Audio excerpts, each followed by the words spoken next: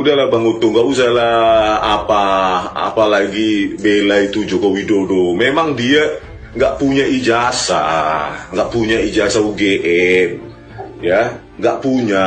Itu bodong itu dari Pramuka Senen itu paling diproduksi.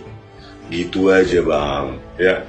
Jadi jangan ikut-ikutan membela seperti itu. Kan Abang pernah kita ngomong-ngomong, kita harus berdasarkan sains. Gitu. Ya, waktu di Jakarta maupun di Cirebon, kita harus percaya pada sains. Kalau kesaksian-kesaksian itu kan bisa itu menipu, kan gitu Bang bilang kan. Ya inilah sainsnya Bang.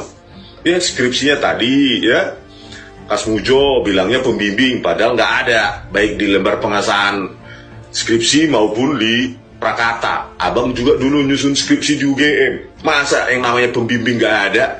Padahal diakui Joko Widodo mengatakan waktu saya datang mau bimbingan skripsi, saya dimarah-marahin, baru datang langsung saya pergi karena marah-marah. Gitu di video itu. Ini udah berapa kali saya ulang-ulang ya supaya publik ini dipenuhi dengan informasi tentang bagaimana Joko Widodo membuat skripsi palsu. Inilah Bang.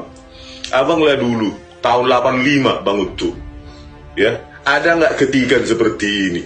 Coba lah Bang. 85 nah ada orang pakai printer, pakai IBM, komputer, kan nggak ada, ya. Apalagi lah, ya Universitas Rakyat, ya. Ini nggak ada itu. Kalaupun Joko Widodo mengaku dia pakai komputer IBM saat itu printer, hasilnya ya nggak begini, ya dot matrix, masih begini hasilnya. Ini dot matrix ini Bang. Tahun 85, inilah printer yang setara buatan Jepang saat itu, dot matrix printer Japan. 1985 Star Micronics ini dibuat ya, belum nyampe ke Indonesia ini. Saat itu, inilah apa ya printernya, kualitasnya kan mesin ketiknya saat itu, dot matrix ya. Bahkan tahun 90 pun belum keren. Belum sekeren yang ada di skripsi Joko Widodo yang masih begini.